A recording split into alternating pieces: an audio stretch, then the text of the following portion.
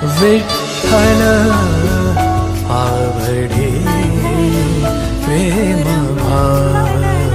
ती व्यक्ती नाराज होती, नाराज होऊन अंथरून केलं, पांघरून घेतलं आणि ती व्यक्ती झोपी गेली। झोपी गेली म्हणजे झोपीचं नाटक केलंय। काय त्यांचा महिमा सांगतो, झोपीचं नाटक आहे। त्यापा झोपी गेलेला माणूस एका हाकेत दोन हाकेत फार गाढ निद्रा असलं तर तिसऱ्या हाकेत उठतो, नाहीच हाक मारली तर ढकलल्यावर उठतो। पण झोपीचं सोंग केलेलं इकून ढकलल्यावर इकडे अंगाडावर पडतो, तिकून ढकलल्यावर इकडे अंगाडावर पडतो, झोपीचं सोंग केलेलं। तसं त्यानं झोपीचं सोंग घेतलेलं होतं आणि खूप प्रयत्न केला आईनं, वडिलांनी, त्याच्या बंधूनं, त्याच्या बहिणीनं, अजून कोण भावाचं लग्न झालं असेल त्याच्या भाऊजाईनं सुद्धा विनंती केली, दादा उठा उठा, पण ते उठत नव्हतं। शेवटी हे 2-3 दिवस झालं पोरगं उठत नाही। याच्याकरता संत किती मोठे असतील याची व्याख्या सांगतोय। काय त्यांचा महिमा, किती मोठे आहेत संत, देवापेक्षा किती मोठे आहेत याची व्याख्या सांगतोय। शेवटी 2-3 दिवस त्याच्या वडिलाचा चेहरा पडलेला होता, नाराज होते। शेवटी वडील आहेत महाराज। वडील ज्यांच्याकडे कामाला होते त्या मालकानं त्यांच्याकडे पाहिलं, म्हणले का हो तुमचा चेहरा 2 दिवसापासून नाराज आहेत? नाही मालक, मी काम कमी करतो का? नाही म्हणले, काम तर तुमचं रोजचं जसा हात आहे तसा तुम्ही करतात, फक्त मला तुमचा चेहरा प्रसन्न वाटत नाही। याचं अडचण काय? मोठी व्यक्ती ज्या वेळेला हृदयाला हात घालती का त्यावेळेला सर्वसामान्याच्या डोळ्याला पाणी येत असतं। दादा 2-3 दिवस झालं पोरगं उठत नाही झोपीतून, काय मागतंय? बोलत नाही। बळच तोंडावरलं पांघरून काढलं तर रडून रडून त्याचे डोळे लाल झालेले आहेत, उठत नाही ते। बर, मोठा माणूस त्या काळातला, भारदस्त श्रीमंत, आकड्याची काठी, कुरकुर वाजणारा बूट, गड्याच्या पाठीवर पाय देत नव्हता त्या बुटानं, असा चांगला मालक होता, चांगला होता। आणि वजनदार माणसं होती त्या काळातली, सगळी लोक वजनात राहत होती नो, आणि पुढच्याचंही वजन सांभाळत होती, त्याच्याकरता लोक त्यांचा आदर करत होते। पूर्वीच्या काळातला बापू मोठा माणूस रस्त्याने चालला की बायका पदर घेत होत्या, कारण ते चुकीचं वागत नव्हता, याच्याकरता बायका पदर घेतात। आता हे नीट वागत नाहीत, याच्याकरता ते मुद्दाम खांद्यावर टाकलेत, खांद्यावत नाही आता आसूड टाकल्यासारख्या सोडायल्यात। आसूड कसा टाकते तसा, कारण आचारसंहिता एकानं पाळायची नसती, दोघांना प्रेम हे एक पात्री नसतं। बरं, प्रेम कधी एक पात्री नसतंय, एकानं सांभाळायचं असं नाही, प्रत्येकानं सांभाळायची असते आचारसंहिता। पूर्वीच्या काळात मोठी माणसं आचारसंहिता सांभाळीत होते म्हणून लहान माणसं जपत होते। मालकाच्या पुढे बिडी वडायचा नाद जरी असला तरी गडी वडीत नव्हता, मालकाला माहित होतं, हटावूनच ओळखीत होता गडी बिड्या वडीते, वट काळे पडलेले, पण मालका देखता वडीत नव्हते ना। आधा कदा मालक पुढून आला तर मांडीलाही जित होते। हो, आता जर मालकच गाड्याला म्हणत असेल डबी आहे का, तर मग कोण आचारसंहिता पाळणार? नियमित आचारसंहिता। पूर्वीच्या काळातली सून सासऱ्याच्या पुढे पदर पडू देत नव्हती, याचं एकमेव कारण होतं, सून काम करताना बजबज सासराही घरात फिरत नव्हता, ते त्याच्या बैठकीत बसत होता, आवाज दिल्याबरोबर चहा दूध कॉफी देत होती, जेवायला वाढा, आदरात। आता सासरा जर चुलीला पाय लावून शेकत असेल तर तिनं पदराला खेळा ठोकावा का? उलटी पेटलेली धुलपी याच्या तोंडात इकून हातुड्यानं हाणावून इकून काढावा, मर्यादा आहे। सासऱ्याच्या पुढून जाताना सुनानं पदर पडू द्यायचा नाही, आणि सून स्वयंपाक करत असताना सासऱ्यानं चुलीला पाय लावून शकायचं नाही, ही ज्याची त्याची आचारसंहिता। प्रेम हे एक पात्री नसतं, दर्जा होता त्या काळात। भारदस्त माणूस रस्त्याने चाललाय, शिवाय गड्याच्या घरी चाललाय, आणि परंपरा होती, केवढा जरी श्रीमंत असेल, मुनीम जर घरी नसेल तर गड्याच्या भाकरी आणण्यासाठी मालक दुपारी जात होते। हा दर्जा होता पूर्वीच्या काळातला, म्हणजे अशी लौकिकता गोडशी होती। एवढा मोठा भारदस्त माणूस त्या काळातला 200-400 एकरचा मालक, मंदिराला दर्शनाला जात असताना घोडीवर बसून जायचा, पण आज गड्याची तर पायी चाललाय भाऊ। आवाज दिला, अरे घरी आहेत का? शेजारची एक व्यक्ती गेली, हो मालक आलेत, वाकत आले, बसायला पोते टाकलं। कशाच्या परिस्थित्या गोड होत्या, पोते तरी कुठे होते? जीनच्या पॅन्टीवाल्याला जरी माहीत नसेल तर आपल्या आजोबा पंजोबाला विचारा, पावसाळ्यात गड्यानं जर पोतं मागितलं तर पुन्हा पोतं वापस जाताना मालकाच्या खुंटीला अडकून जावं लागत होतं, म्हणजे पोतं पण मालक तशीच देत नव्हते, कारण मालकाकडे पण लय मोठे नव्हते, इतकी परिस्थिती नाजूक होती। आता काळ गोड आल्यामुळं काय जीनच्या पॅन्टीवर वाटत असेल याच्या गोळ्या संपल्या, ते काही सांगायले असं म्हणतील। मागचा आपल्या आजोबा पंजोबाला विचारा, आणि ते सांगतील तसं वागा। माय लोकांचं रान खुरपीतीन, पोराला 90,000चा मोबाईल, लाज वाटायला पाहिजे त्याला, लाज पण त्याला असली पाहिजे ना। माय दुसऱ्याचं शेत खुरपीती आणि याला जगीती ह्या सुंबळ्याला, आणि तो 90,000चा मोबाईल वापरितो पांचटा. तुला कोण्या नरकात टाकावं हे आम्हाला सुद्धा कळणार नाही. हरामखोरा. विठाला विठाला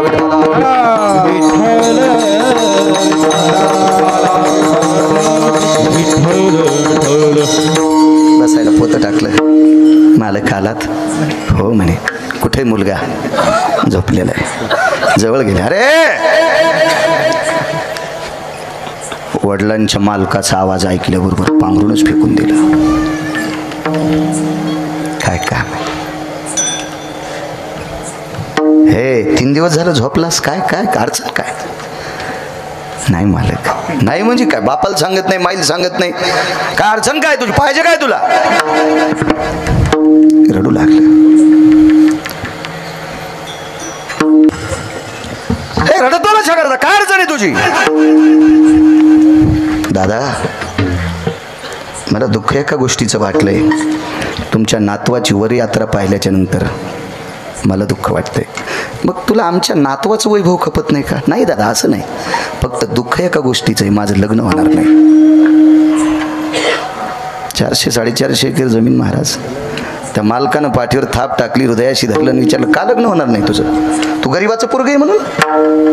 कोण म्हणतंय तुझं लग्न होणार नाही? नाही होणार. का? लग्न करण्यासाठी विटेवरच्या मालकानं जो पुरुषार्थ दिलेला असतो तो पुरुषार्थ मला दिलेला नाही. याच्याकरता माझं लग्न होणार नाही. ठीक आहे. मग असं पांघरून घेतल्यानं तुझं लग्न होईल का? नाही म्हणे. नकोच वाटतंय. काय करावं असं वाटतंय तुला? काही नाही. मी तुमच्याकडे एक कीर्तन झालं, त्या कीर्तनात मी ऐकायला बसलो होतो. त्यावेळेला त्या महाराजांनी सांगितलं होतं की हा नरदेह दुर्लभ आहे. नरदेह दुर्लभ. 14 गोष्टीपैकी सर्वात कोणती दुर्लभ गोष्ट असेल तर ही शरीर. आणि हे शरीर मिळाल्याच्या नंतर 2 नंबरचं दुर्लभ काय? तर संतांची भेट.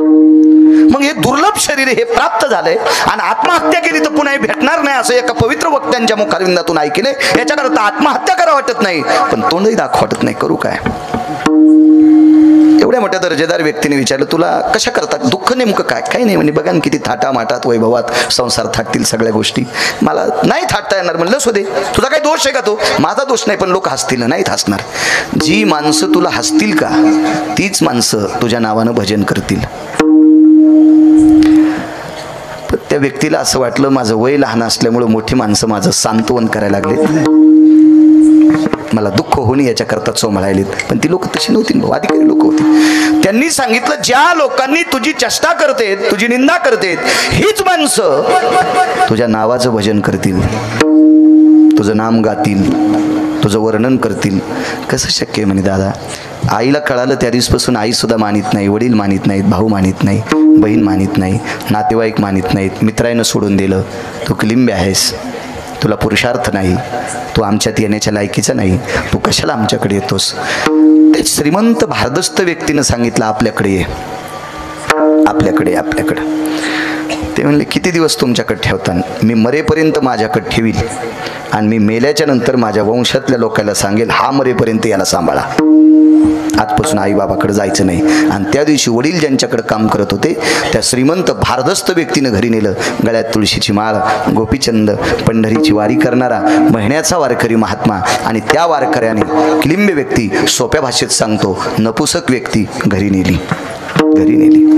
काम काय करायचं दादा तुमच्याकडे? काही काम करायचं नाही माझ्याकडे. माझ्याकडे एकच काम करायचं, मी आंघोळ करायच्या अगोदर तुझी आंघोळ झाली पाहिजे. माझी आंघोळ व्हायच्या अगोदर ताटात मंजुळा घेऊन तू पाहिजेस. माझी आंघोळ व्हायच्या अगोदर गावरान तुपातला काकडा भिजलेला तुझ्याकडे पाहिजे. आणि माझी आंघोळ व्हायच्या अगोदर तू मारुतीरायाच्या मंदिरात हजर पाहिजे. माझी आंघोळ व्हायच्या अगोदर तुझं मंदिर झाडलेलं पाहिजे.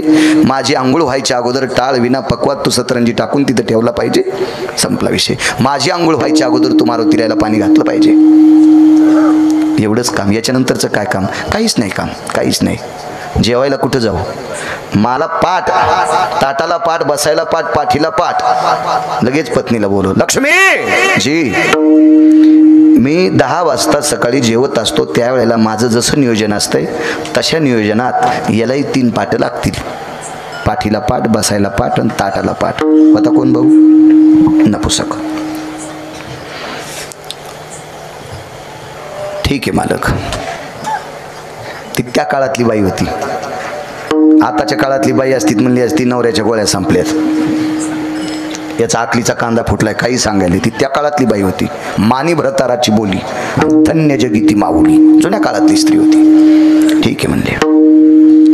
सावकार हा नियम वर्ष, 2 वर्ष, 3 वर्ष, 4 वर्ष, 5 वर्ष, 10 वर्ष, 22 वर्ष चालला. आणि 22 वर्षाच्या नंतर नियम बंद नाही झाला, फक्त शरीर गळालं. वारकऱ्याचं शरीर गळालं. मंदिरात जाता येत नव्हतं. सांगितलं इथून पुढचा काकडा तूच करायचा. वा. आणि मोठ्या मुलाला सांगितलं आता ही परंपरा तू सांभाळायची याच्यासोबत, आणि मी ज्या जाग्यावर जेवायला बसतो त्या जाग्यावर तू बसायचं, आणि याला बाजूला घेऊन तू जेवायला बसायचं. माईला वाटत होतं घरी यावा, जात नव्हतं. बापाला वाटत होतं घरी यावा, जात नव्हतं. भावाला वाटत होतं घरी यावा, जात नव्हतं. कारण घरी जावा अशी वागणूकच यांनी दिली नव्हती. इतका तिरस्कार केला रक्ताच्या नात्यातल्या लोकांनी, जावंच वाटत नव्हतं. कालांतराने ज्यांनी भजनाला लावलं ती व्यक्ती मृत्यू पावली. आता वयातली, त्याच्या वयातली काही सगळी तरुण म्हणायची आता ज्यानं परमार्थाला लावलं ते मेलं. आता याचं कसं काय होईल, याचं पुढे कसं होईल? ह्या कुटुंबातली लोक आजमावतील का, स्वीकारतील का, मान्य करतील का? काय त्यांचा महिमा सांगतोय, मान्य करतील का? व्यक्ती गेल्याच्या नंतर फारसं दुःख झालं. एका मोठ्या व्यक्तीचं वाक्य सांगतोय. त्या व्यक्तीनं मंदिरातला काकडा बंद केला. त्या नपुसक व्यक्तीनं मंदिरातला काकडा बंद केला आणि ज्याला भजनाला लावले त्याला जिथं जाळले तिथं काकडा सुरू केला. मला ज्यानं परमार्थाला लावले त्याच्या समाधीपाशी काकडा. दुःख वाटायचं. ज्या व्यक्तीने आपल्याला परमार्थाला लावले ती व्यक्ती निघून गेली तरी पण लोक हसणं बंद करत नाहीत. करावं काय, एके दिवशी तोही जात राहिला. महाराज त्या कुटुंबातल्या लोकांनी अंत्यविधी केला. बाकीचे काय विधी असतील ती सर्व पार पाडले. ती व्यक्ती निघून गेली. जागा कुठे भेटली माहिती भाऊ? वैकुंठात. त्या लागी विमान पाठविले वैकुंठात. वैकुंठात वैकुंठात गेल्याच्या नंतर ज्या वारकऱ्याने भजनाला लावलं तो वारकरी एका खुर्चीवर बसलेला आणि दुसऱ्या खुर्चीवर ही व्यक्ती बसलेली. महाराज नपुसक क्लिंब्य बापू ती व्यक्ती त्या खुर्चीवर बसलेली आहे. कधून अंतकरण आलं. ते वैभव पाहिल्याच्या नंतर आनंद अश्रू आले. हृदयाला मिठी मारली. हृदय पाजरत होतं, हृदय पाजरत होतं हृदय. आणि थोड्या वेळेला वेगळे अश्रू आले. आता का रडतो? मगाशी जे रडलो तुमचं ऐकल्याच्या नंतर जीवनाचं सोनं झालं. अधिष्ठान वैकुंठात प्राप्त झालंय. हे आनंद अश्रू होते. पण दुःख एका गोष्टीचं आहे की अजूनही खालच्या लोकांनी निंदा बंद केलेली नाही. काय सांगा वारकऱ्यानं, आता निंदा करीत नाहीत. आता सकाळच्या काकड्यात तू नाव घेतेत. कानोपात राखो महाराष्ट्रात नव्हे पृथ्वीवर ज्या ज्या देशात वारकरी संप्रदायाची परंपरा आहे त्या परंपरेत हा अभंग घेतल्याशिवाय काकडा पूर्ण होत नाही. सावकार अभंग काढू शकत नाही कोणी बाजूला. एखादा जर म्हणला या अभंगामध्ये त्याचं नाव आहे खोदू पिंजारी तो दादू भजनी अभेदू हरीचे पाय, हाय का बापू हिम्मत कोणाची अभंग बाजूला करायची? पंढरपुरातला मालक इतका हानीन इंच भर जागा ठोचा नाही लाल करायची. कारण त्याला आवडेल महाराज, त्याला आवडेल. दृष्टांत संपला. आईनं बापानं कुटुंबातल्या लोकांना वाळीत टाकलेल्या माणसाला वारकरी संप्रदायातल्या आधारीव लोकांना त्याचं नाव घेण्यासाठी भाग पाडते. काय मोठी व्याप्ती संतांची असेल. किती पैशावाले एका जागेवर आल्यावर त्याला या पदाला आणलं असतं, आणता आलं असतं सावकार. ही फक्त संतात ताकद आहे.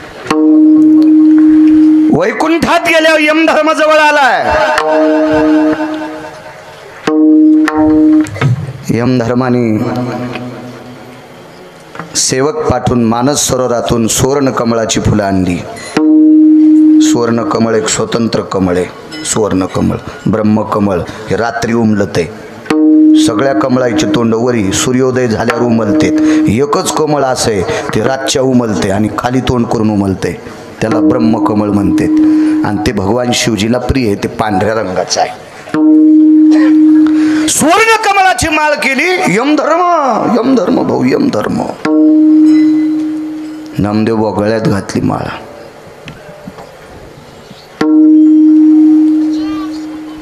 ते खुश नाही झालं ते पोरग. त्यावेळेला मुलगा नसेल ना तो, पण खुश नाही झालं बापू ते. श्रुती मातेनं प्रश्न केला, यमधर्म ठराविक लोकांना मानतंय वरी आल्यावर, आणि तुमच्यापैकी एक तुम्हाला मानलंय, तुम्ही प्रसन्न का नाहीत? ते म्हणे मला याचं दुःख वाटतंय, मला वैकुंठात आणले, यमधर्म माझ्या पाया मला माळ घालतोय, मला मालक का भेटत नाही? आणि मग यमानं व्यवस्था केली शेषाच्या आसनावर, क्षीरसागराच्या ठिकाणी रात्री नेलं. तिथं दिवसा सापडतो का देव? रात्री नेलं. पौर्णिमेची रात्र, ती रात्र होती उद्याची 15 तारीख. ती कोणती रात्र आहे? उद्याची 15 तारीख, काकड्याची पौर्णिमा, चातुर्मासाची पौर्णिमा. आणि ह्या पौर्णिमेच्या दिवशी शेषाच्या आसनावर शयन गोड हात पलंग येतो, हो तिथं नेले. या म्हणते या.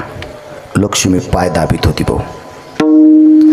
भगवंतान पाय आखडे का खडे? औक्षण काढ म्हणले त्याचं. आल्या आल्या कसे गिरगाव करायचे तुमचे पाय धुतले. लक्ष्मीनं ताट घेतलं सावकार. दिवा तुमच्याच दुकानातला असन सोन्याचा. सोन्याचा दिवा आणि सोन्याचं ताट बापू. लक्ष्मी औक्षण काढायला तरी पठ्ठ्या खुशच नाही. काय आईसाहेबांनी विचारलं, श्रुतीने विचारलं, लक्ष्मी ओवाळती, लक्ष्मी ओवाळू द्या हो, मालकान बोलू द्या ना मला. माणसं असतात काही फार तसतं. कोणापासून हुशार झाले? संतांपासून. भगवान उठले आणि अशी गळ्याला मिठी मारली. क्षीरसागराच्या ठिकाणी निद्रा करणारा देव उठला. मला एकदा एबीसी फॉर्म भरायचा होता फीस माफ करण्यासाठी. लय काही शिकलो नाही मी, पण ते एबीसी फॉर्मवर सरपंचाची सही शिक्के असली की ते जरा फीस माफ होत होती. आमचं सरपंच गेलं कुठंतरी फिरायला आणि उपसरपंचाकडे शिक्के ठेवून गेलं. मी त्याच्याकडे गेलो तर असं गेलतो सकाळी 7, 7:30, 8 वाजता. इतकी उपसरपंचाची बायको वसकली माय. कळतं का रे म्हणले तुम्हाला? थोत्र घेऊन चालतात पहाटच, आणि 8 वाजता पहाट असती का? आणि एकच बोट होता दारात, म्हणजे तिच्या नवऱ्यानं रात्री एक हार पिलता बी. आणि त्याची बायको इतकी वस सोटली रे पाटील माय, इतकी वस कोटली, इतकी वस कोटली. उद्या ये. येतो उद्या. आता ती जिती आहे बाई. मला आता आरोतुर बोलत नाही. मी तिला जिजी म्हणत असतं. म्हणलं जिजी बरं आहे का आता? माय जाऊ द्या, माय मागचं काढूत नका मला. नको माय हो ना, भांडणात काय बोलत नाही, काळात काय खात नाही. तिला ओया बी लय पाठ तशा त्या जुन्या. हो ना, दुष्काळात माणूस बरोबडे खाते, भांडणात काही बोलत आहे. मागचं इसरा नका माय, तसं नका आता, मागचं नका काढी जाऊ द्या माय, बसा.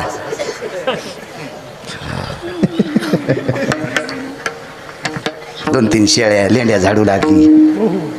इतकी वसकुली बघू. विश्व ज्याच्या ताब्यात आहे त्याला जगाचा बाप म्हणतात. देखवी ऐकवी एक नारायण. तुमची आणि माझी दळणवळण क्रिया ज्याच्या ताब्यात आहे त्याला जगाचा कोण बोलविते. सगळी सत्ता ज्याच्या ताब्यात आहे.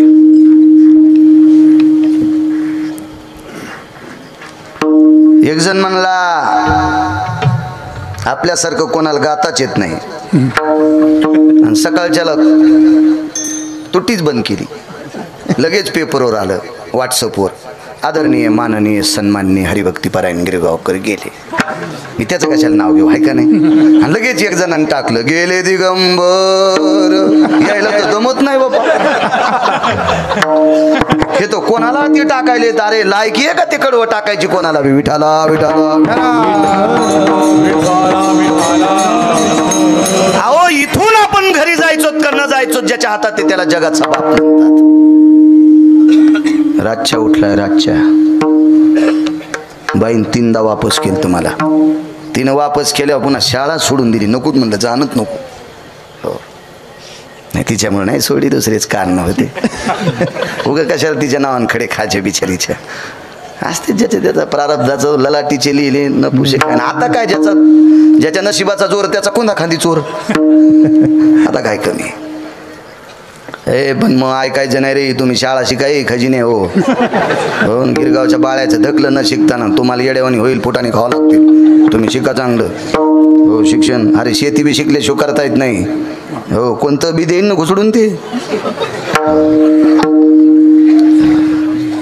हो काही बी त्याचं काय वेळ आहे का. हो लेकराला 5 ते 10 औषध तुरीव टाकायचं 5.5 ml. आमच्या गड्यानं टाकलं. हो तुरील शेंगा नाही आले, पार शेंडे जळाले 3 पाट्याचे. म्हणजे औषधाचे पैसे मातीत गेले. आणि म्हणलं असं कसं, ते म्हणलं मी यानं टाकितो का, म्हणलं 8व्यानं टाकशील तू, तुला माहिती आहे का याच्यात. ते म्हणलं मग काय शिक्षण हो काय असं होत असतंय. असा येडगळगडी माझ्याकडे नाही, पण तुमचं तसं होईन म्हणून सांगायलो. माझ्या गोळ्या संपल्यात का इतका नालायक गडी सांभाळायला मी. विठाला विठाला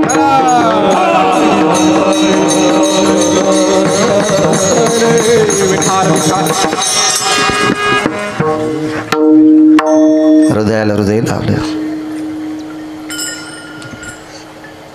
देवाला इच्छालं, देवा मला मायबाप किंमत देत नव्हती, मला वैकुंठात बशीलस. मला मित्र मानित नव्हते, मला यमधर्म हार घालतोय. मला सर्वसामान्य मानित नाहीत, महाराष्ट्रातले दिग्गज वारकरी माझं नाव घेतात. मला माझ्या जन्मदाते आईनं ववाळलं नाही, मी क्लिंबे कळाल्यावर, पण मला लक्ष्मी ववाळती. मला पुरुषार्थ का द्यायला नाहीस. काय बहादूर होतो पाहते. मला पुरुषार्थ का द्यायला नाही. पंढरपुरातल्या मालकानं सांगितलं मला बायोडाटा पाहिल्याशिवाय कोणाचं चांगलं करता येत नाही.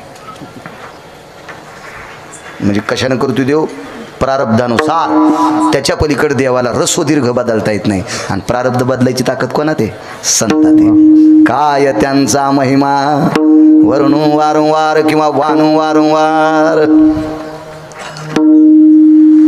तुमचे एक सावकार होते, अहमदाबादचे सोनार. त्याला एक अडचण होती. फार पैशावाला माणूस, खूप मोठा, गाव अहमदाबाद गुजरातमधलं. आणि खूप प्रयत्न केले भाऊ, पण ती अडचण दुरुस्त होत नव्हती. आणि एका व्यक्तीनं सांगितलं तुमचं हे दुःख आळंदीतले मालक दूर करतील. आणि ती व्यक्ती आळंदीला आली. माऊली महावैष्णव ज्ञानोबारायच्या समाधीवर डोकं ठेवलं, आपली व्यथा मांडली. पुढच्या 15 दिवसात ते दुःख निघून गेलं. आणि पुढच्या वारीला आले तो एक नारळ घेऊन आले, मोठं नारळ असं चांगलं, पाण्याचं नाही भाऊ. ते नारळ शेंडी सगत होतं, त्याच्यात एक सळई घातली लोखंडाची. त्या सळईनं त्याला छिद्र पाळलं, डोळे असतात नारळाला, त्या डोळ्यावर ते फोडलं, त्याच्यात छिद्र पाळलं, ते कोरून कोरून खोबरं पाणी सगळं बाहेर काढलं. आणि त्याच्यात सावकार हिरे भरले, हिरे, आणि कणिक लावली.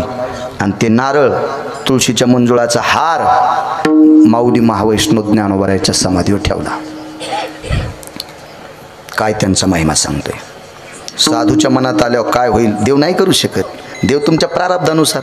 त्याला त्याचं बदलता नाही आलं तर तुमचं काय, कर्मे श्रीराम. त्याला देव हा जीव दशेला आल्या, देवालाच आहे त्याचं प्रारब्ध बदलता येत नाही.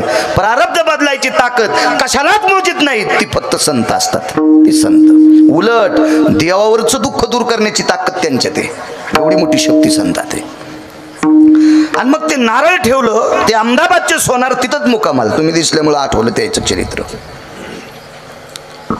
आणि मग संध्याकाळी ज्ञानोबाराय स्वप्नात गेले, हे नारळ तुकोबारायकडे देऊन टाका नामदेव बुवा. ते सकाळी आले आणि पुजाऱ्याला म्हणले मी नारळ ठुलेल. ते म्हणले तुमचं तसंच ठुले बुवा, ते देऊन टाका. ते म्हणले काय माणूस हो, समाधी ठुलं वापस मागायला. ते म्हणलं मी कशाला वापस मागू, मालक स्वप्नात आले आणि तुकोबारायला द्यायचं सांगितले. बापू ते नारळ आणि तुळशीच्या मंजुळाचा हार देहूला पायी पायी जाऊन त्या अहमदाबादच्या सोनारानं तुकोबारायकडे बापू ते हारण ते नारळ देऊन टाकलं.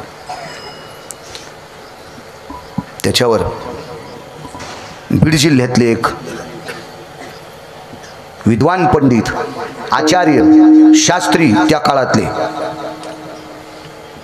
म्हणजे 400 वर्षापूर्वीची गोष्ट असेल बहुतेक, त्या काळातला विद्वान पंडित, वेदांतिक. आणि ज्ञानोबारायाने त्या व्यक्तीला सांगितलं जा तुमचं समाधान तुकोबाराय करतील. ती व्यक्ती गेली, तुकोबारायला नमस्कार केला, हातानं पगडी पाहिली, जानवं पाहिलं, गळ्यातल्या माळा पाहिल्या, विद्वत्तेचं तेज पाहिलं. आणि तुकोबारायाने लोटांगण घातलं. त्याने फक्त हात जोडले. तुकोबारायाने लोटांगण घातलं, लोटांगण. कारण तुकोबारायला माहीत होतं कोण्या कोर्टातून आलंय, काय ज्ञानेश्वर बरायनी लोटांगण याच्याकरता घातलं ते असे संभ्रमात आले की काय ज्ञानोबरायकडे कमी असेल. महिषी पुत्रामुख हे बोलाविले हो, मातीची भिंत चालवायची ताकद, रेड्याच्या मुखातून वेद बोलवायची ताकद. हे मायासारखी रेडे बोलायला ती कृपा कोणाची आहे? ज्ञानोबराय तुकोबरायचीच कृपा आहे, त्यांचीच कृपा आहे. आपण रेडीत नाहीत तर काय बापू, त्याला जर सोडलं तर आपली काय किंमत आहे भाऊ, आपल्याला काय लायकी आहे आपल्याला. आणि ज्ञानोबरायने आपल्याकडे पाठवा ज्ञानाचे सागर, 56 भाषा आहेत त्यात, केवढे मोठे ज्ञानोबराय ह्या व्यक्तीला पाठवले. लोटांगणच घातलं. काय काही नाही, असं पाहिजे. दौत घेतली, टाक घेतला, तो पेनं नव्हते ना, ते दौत असायची, टाक असायचा, त्याला बोरूचा टाक म्हणायचे. फार जुनी भाषा, तुम्हाला नाही कळणार, ते फार जुने. मी बी काय लय म्हातारा नाही, पण मला जुन्याच्या संग राहायचा नाद आहे. ज्याला मोठं व्हायचं त्यांनी मोठ्यांना मोठं म्हणायचं, ज्याला आपलं सगळं वाजवायचं त्यानं मोठ्याच्या विरोधात जायचं. लय चौकळ लवकून गबाळात येतोस तो पटकन, मोठ्यांना मोठं म्हणायचं. मृदंग क्षेत्रात मोठं व्हायचं, तुमच्यात कोण मृदंग क्षेत्रात मोठा आहे त्यांचा आदर्श घ्यायचा. गायन क्षेत्रात मोठं व्हायचं, गायन क्षेत्रातल्या आधारीव लोकांना तुम्ही मानायचं. ते म्हातारं झालं, याची हवाच चालली, अरे हवा गेली तरी लोक त्याच्या पाया पडायलेत. पडू दिन त्याचे दात, त्याचे दात पडू दे, हवा जाऊ दे, तरी लोक त्याच्या पाया पडते. तो आता अर्धा तमाशा आहे, तो कवा वाजन काय सांगता येतं का? नाही. जगन्नाथांना पवार म्हणायचे, ज्याला संसारात मोठं व्हायचं त्यानं बारक्याकडे बघायचं, आणि ज्याला परमार्थात मोठं व्हायचं त्यानं मोठ्याकडे बघायचं. अण्णांचं वाक्य होतं. काव्यतीर्थ महाराष्ट्रातले पहिले 3 शास्त्री, त्याच्यापैकी एक जगन्नाथांना.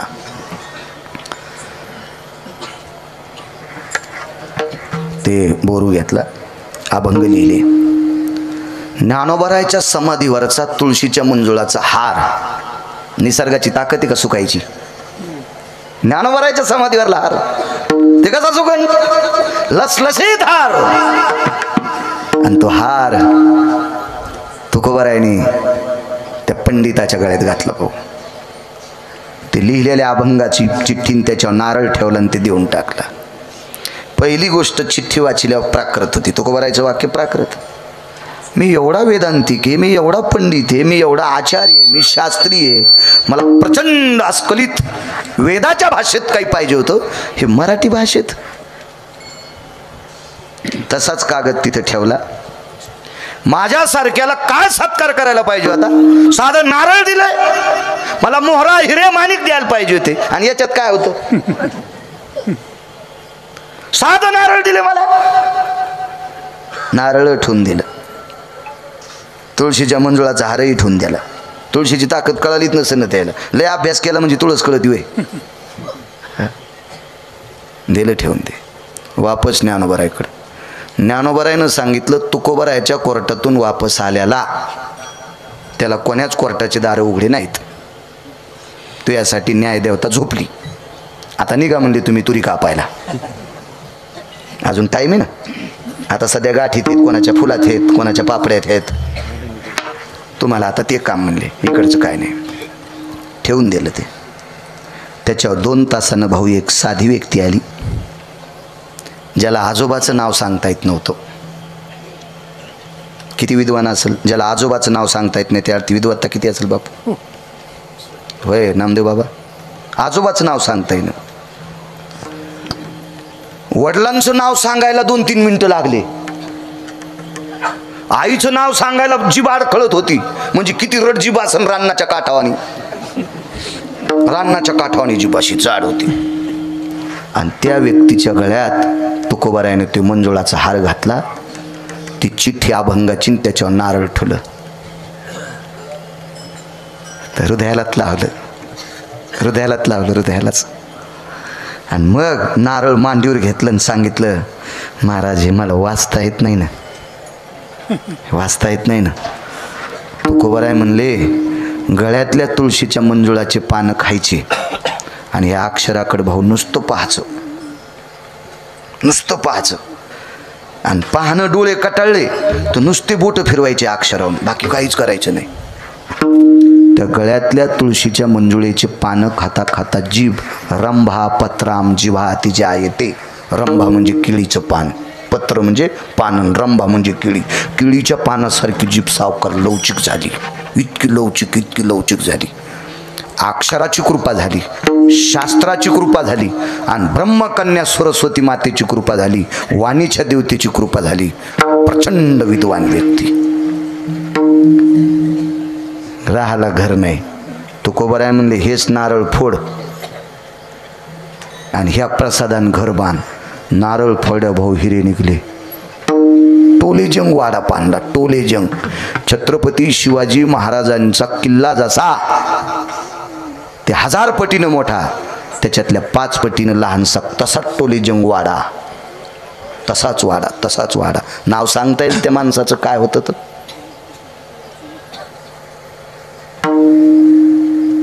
जाऊ द्या, पुन्हा कुठं परिसरात कीर्तन असल्यावर तोरक ध्यानात आणा. मी बी तितकं बाजूला ठेवतो, कारण हे जितके हुशार होतील का तितके आमचे लोक नीट कीर्तन करतील. आणि हे गा फिलवानी राहिले भाऊ की मग आमचे गाणेच म्हणणार आहेत, विठाला विठाला विठाला विठाला.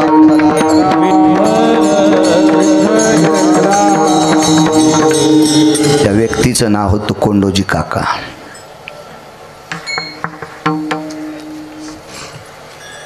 अभंगाच्या ताकदीनं तुळशीच्या पानानं जीग इतकी पवित्र, इतकी गोड झाली. मावळात तुकोबरायचं कीर्तन, त्या कीर्तनात ही व्यक्ती बसली आणि तुकोबरायला खाली बसून प्रमाण दिलं. ते कीर्तन ऐकायला अनगडशा फकीर, मंबाजी गोसाई आणि रयतेचे राजा छत्रपती शिवाजी महाराज ते कीर्तन ऐकायला. आणि छत्रपती शिवाजी महाराजांनी सोनबा ठाकूर नावाचे पक्वादे होते, त्यांना विचारलं तुकोबरायला कीर्तनात प्रमाण देणारी कोण व्यक्ती? कोंडोजी काका. छत्रपती शिवाजी महाराजांच्या देवघरातल्या पूजेचा मान त्या व्यक्तीला भेटला. ज्याला बापाचं नाव नीट सांगता येत नाही, ज्याला माईचं नाव नीट सांगता येत नाही, ज्याला आजोबाचं नाव नीट सांगता येत नाही, ज्याला नुसतं असं साधं बोलता येत नाही, इतकी मठ्ठ जीभ त्या व्यक्तीला अस्खलित वेदांताने वेदाचा अभ्यास झाला. आणि या भारतीय संस्कृतीतला 5व्या क्रमांकाचा राजा छत्रपती शिवाजी महाराज यांच्या घरच्या देवपूजेचा मान भेटतोय. ताकद कोणाची आहे? संतांची. म्हणून लोकांची.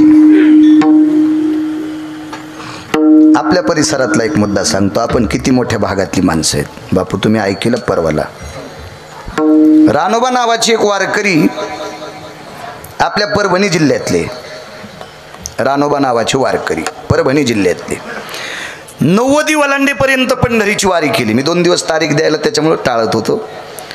मी मागच्या वारीपासून आषाढीपासून म्हणलं आता महिन्यात 2 दिवस तिथं राहत जाऊ. आणि मग 28 दिवस लोकायचा नाही संसाराचा. हो, आणि महिन्याला 2 दिवस आपलं शुद्ध वारी करायची. तर म्हणले मग सकाळी सकाळी लवकर निघा, होतंय कीर्तन. जमला येऊ. खरं तर ह्या 5-4 लोकांचं चरित्र वाचल्यावर वारी करण्याची इच्छा झाली. आपल्या परभणी जिल्ह्यातलं एवढं मोठं वय. रानोबा नावाच्या वारकऱ्याने 92 वर्ष वारी केली. 92 वर्ष. आपल्या जिल्ह्यातली व्यक्ती. नाव सांगतो पुढे तुम्हाला. वारी करून करून भाऊ पाय उलटे वाकले, गुडघे इकडे गेले आणि पंजे मधात आले. सावकार असे वाकले पाय. तर चालून चालून चालून घोट्याला घोटे घासत होते.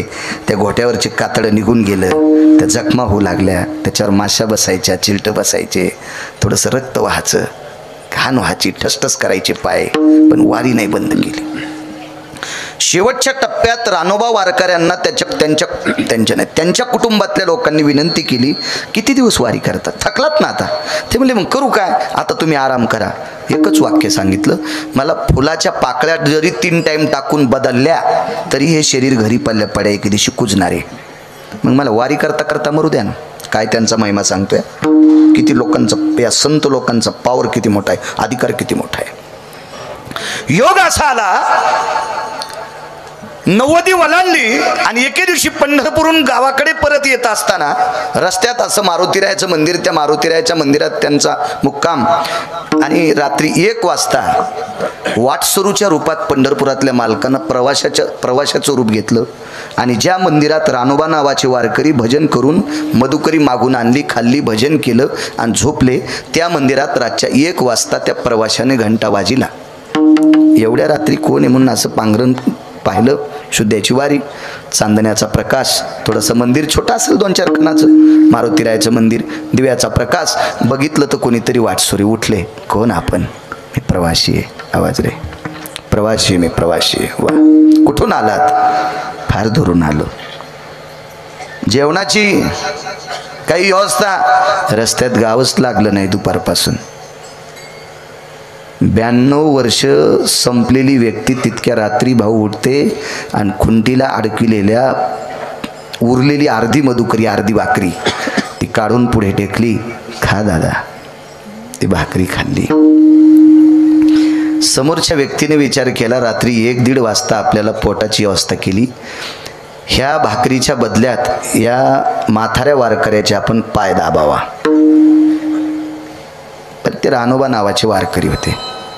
समोरच्या व्यक्तीला सांगितलं, मी 4थ्या आश्रमात प्रवेश केलाय आणि 4थ्या आश्रमात ज्या दिवशी मी प्रवेश केला त्या दिवशी मी बायकोला सुद्धा आंघोळीला पाणी टाकू देत नाही. तर मी मधुकरीतली भाकरी तुला दिल्याच्या नंतर जर तुझ्या हातानं पाय दाबून घेतले तर निश्चित मला पुढच्या जन्मात बैल होऊन तुझ्या घरचा नांगर वढावा लागेल, कुत्र होऊन तुझं दार सांभाळावं लागेल, माझ्या पायाला हात लावायचा नाही. पण पुढचं लय हट्टी होतं ना. ते माणूस नव्हतं, ते पंढरपुरातलं होतं. माणूस कसे झाले ते? हा, आणि अर्ध्या भाकरीवर इतकी इमानदारी सांभाळायला इतके सोपे आहेत का माणसं? इतके सोपे आहेत माणसं?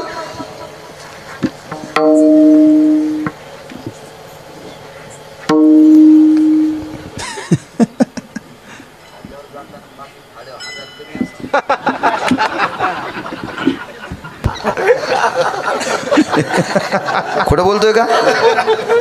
तुम्ही आम्हाला इस्तू लावता म्हणून माईक बंद केलं तरी जर सर खोटं बोलायलो का मी?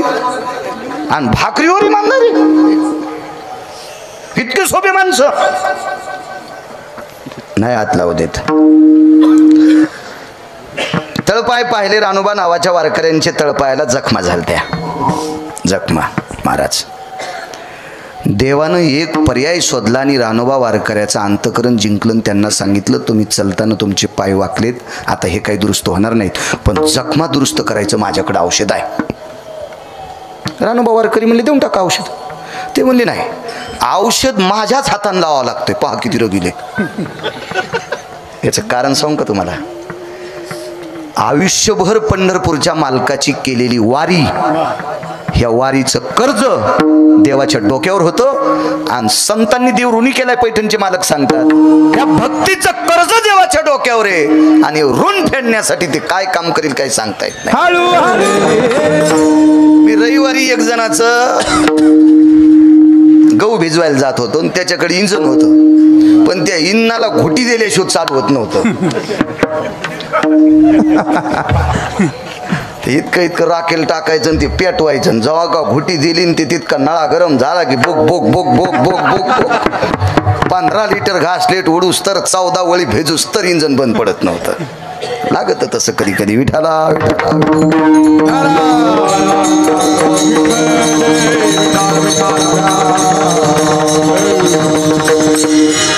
नाना प्रकारचे रूप बापू, कुठलंही रूप धरीन भावते नामदेव बुवा आणि त्या भक्ताची सेवा करीन. नाही म्हणले, द्या. तुम्हाला कसं कळत नाही वारकरी बाबा? तुमच्या हातानं जर कमी अधिक चोळण्याचं झालं, जर त्याचं रिॲक्शन झालं, जखमा जर मोठाल्या झाल्या तर मला पाप लागन ना. ते म्हणले, पण मी पायाला हात लावू देत नाही ना. अहो वैद्य नारायण भावा, मी वैद्य आहे ना, डॉक्टर आहे ना. ठीक आहे म्हणले, लावा. अहो त्यानं नुसतं डोळे उघडून जरी पाहिलं असतं सावकार तर जखमा नीट झाल्या असत्या ना, पण त्याला सेवा करायची होती. नुसते पाय चोंबाळले आणि डोळ्याचं पापण लवतंय तितक्या अवकाशात जखमा कायमच्या संपल्या. ते वारकरी काय साधा वारकरी थोडाच होता, असा उडी आणणार. हो, ते काय असा वारकरी थोडाच होता, थोतांड्याच्या नादी लागणार. हो, दम नाही आपल्याकडे सपतेल, पण लय फुटक्या कानाचे लोक आपल्या भागातले कोणाचं ऐकणार, पहिल्याचं सोडून देणार, लगेच दुसऱ्याचं सुरू. मेळ नाही. आजही एखादं यायला वृत्त सांगा, बाई गिरगावचे बाळू महाराज म्हणलेत, बाई ते का साधे आहेत का, बाई लय पुराण सांगत येत, मी तसं करीनच. नाही द्वारका, नाही मंजुळा, नाही अंतिका बाई, नाही चतुराबाई, असं कोण्या बाळ्याचं नको ऐकू. तू फक्त ज्ञानोबा आहे तुकोबरायचंच ऐक. विडाला विढाला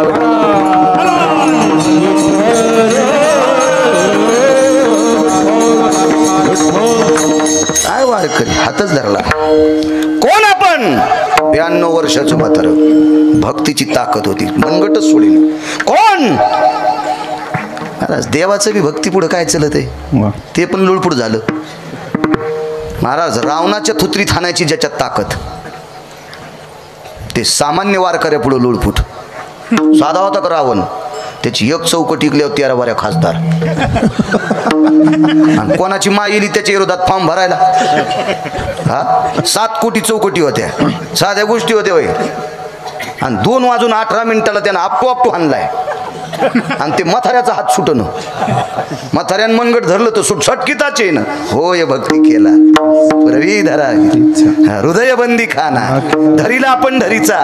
हे भक्तीनं धरता येते. ते पैशावाल्यानं आणि ताकदीवाल्यानं हे इकडे जिंका. हो देव ताकद आहे महाराज. पैशानं गिरगावचा बाळ्या सुद्धा आवताला धरताना, पैशानं गिरगावचा बाळू सुद्धा वॉचमन म्हणून नोकरीला लावताना. 2 लोकांना नाही लावता येत, पंढरपुरातला मालक आणि दक्षिणेचा मालक. ह्या 2 लोकांना कामाला फक्त एकाच लोकांनी लावलंय, ती फक्त संत आहेत. हो. दक्षिणेच्या मालकाला कामाला लावायला कोणाची मायवेली? उलट तुमच्या लोकांनी सांगितले यायला घरी न्या, मग पाहुण्या रावण्याला फुलं करतात. डॉक्टर लोकांनी सांगितलं ना, आता घरी न्या, खाऊ पिऊ घाला, बबीला बोलवा, बब्याला सांगा. हो वची तुर्कस्तानात दिली, हो अंतिकी अरबस्तानात दिली, तिला फोन लावा, कुरिअर करा, आमक करा, तार पाठवा, घ्या बोलून. मग कोणी अंगूर, कोणी शेप, कोणी काही. खाय ना बाई धट होती तर वाळका आणली नाहीस. हो आणि बाईला डॉक्टरनं घरी पाठवले शेप खाऊ घालायली, टाका आता बाईच्या सरनाव. हो आमची आजी बिमार पडली, तिने आत्याला फोन केला, फोन नव्हते निरोप पाठीला. एकीनं काम, दुसरीनं फलानं काम, दिसतीनं तिसरं काम. आणि मग आत्या टेकली भितडाला. हो आत्या नाही आजी. आत्या कशी असं होतं ते मोबाईलवर लोड येतो ना. हो आली हो आमची आत्या अशी गाडीतून उतरली की तिथूनच तिला दोघं धरायला. म्हणलं सोडा ना, ती कुठं पडत नाही काय नाही. हो अशी अशी इतकी रडायली बापा, मला वाटलं आता आजी संग आत्या बी पेटवावं लागती का काय. इतकी आत्या अशी असं सोडून. हो मला एक जण म्हणला धरा ना, म्हणले काय नाही धरायची, येते ती. सऱ्या सुनायला तिनं आहारी आणले, ही काय रडती म्हणलं, अशी आत्या होती बा. दृष्टांतातली सांगायलो. इतकी नालायक आत्याचा एवढा गिरगावकर भाषा असतो का कुठं? अशा नालायक आत्याला आत्या म्हणत असतो का मी? आत्या आली, बाई माया बाईला बाळू शिरा लय आवडत होता. म्हणलं आता कलही तापती बाई, आता वरी गेली ना, आता शिरा खाती का? 8 दिवसापासून म्हणायलो आत्याला दुखायलं तर तो म्हणली बुचाड दाबायचं सोयाबीनचं. हो एक म्हणली पोराला पाहाली आले, एक म्हणली आमक करायचंय. आणि आता आत्या भीतीला टेकल्यावर शिरा लय आवडत होता, घाल म्हणलं कलही तर आत्यानं खालून जायला. अशी सारे नाटक सगळी सोंगाडे.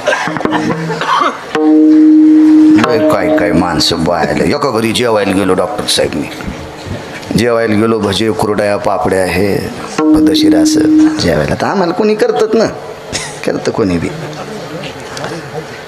जेवायला केल्यावर मग जवळच कीर्तन होतं, तर मग तिथंच बसलो. तर म्हणलं आता ह्या घरच्या लक्ष्मी जेव्हा एकच बायको होती त्याला,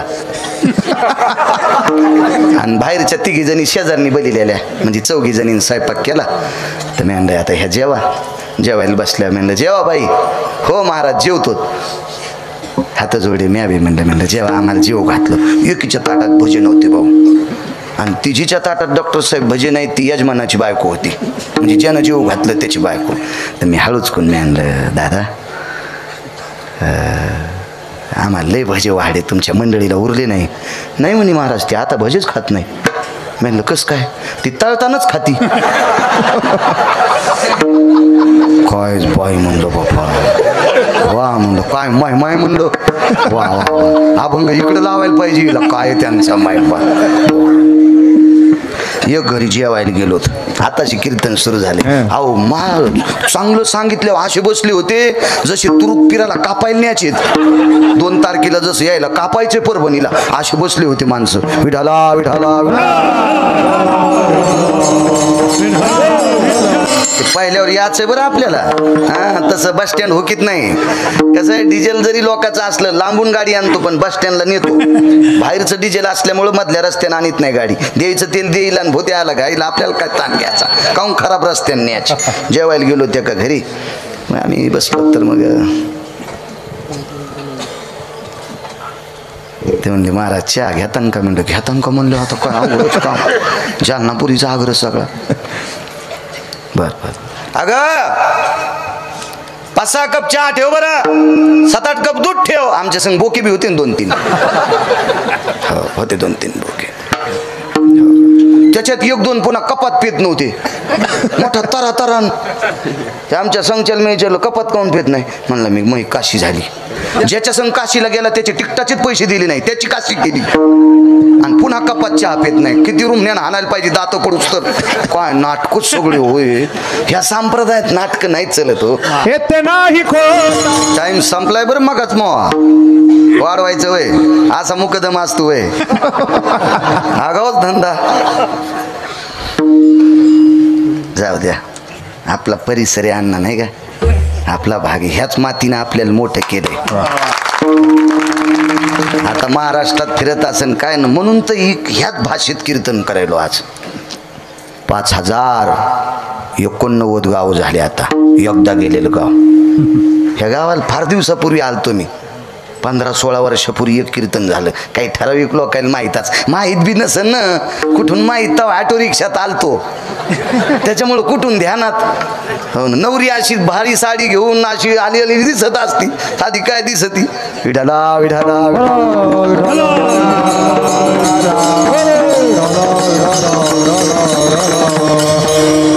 मग पण ते त्यान बायकोला शिकील तर एकदा म्हणले होते चहा करीत नव्हती. हुशार होतं ते, शिकलेलं होतं. मग 10-20 मिनिटाला पुन्हा एकदा लागा करवर चहा, पण ती काय चुलीकडे गेलीच नाही. मी म्हणलं आम्ही येतो. मग काय नाही, पण आता माणसं चहा घ्या. बरं ए करवर चहा कर कर कर लवकर कर.